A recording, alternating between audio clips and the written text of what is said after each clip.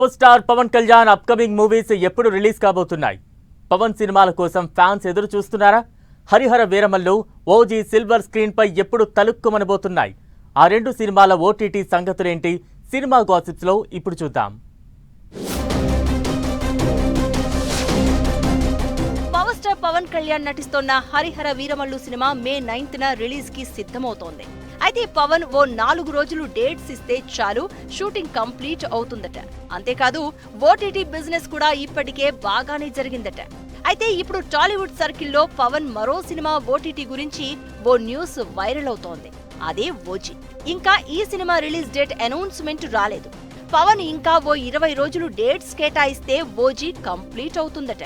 ఇదిలా ఉంటే మరోవైపు మార్కెట్లో ఓజీకి మంచి డిమాండ్ ఉందనే ప్రచారం జరుగుతోంది. థియేట్రికల్ రైట్స్ కోసం పోటీ పడుతున్న సమయంలోనే ఓటీటీకి కూడా పోటీ పడుతున్నారంట.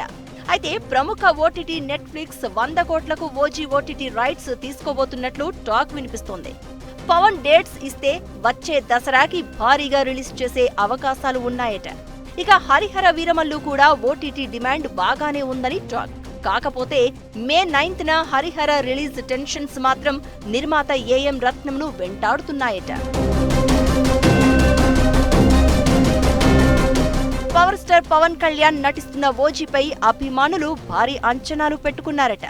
250 కోట్ల భారీ బడ్జెట్ తో తెరకెక్కుతున్న ఈ సినిమా ఎప్పుడు రిలీజ్ అవుతుందా అని పవన్ ఫ్యాన్స్ ఎంతో ఆశతో ఎదురు చూస్తున్నారు.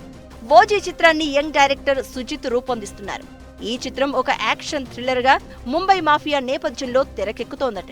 ఈ సినిమాలో పవన్ ఒక క్రూరమైన గ్యాంగ్స్టర్ పాత్రలో కనిపిస్తారట.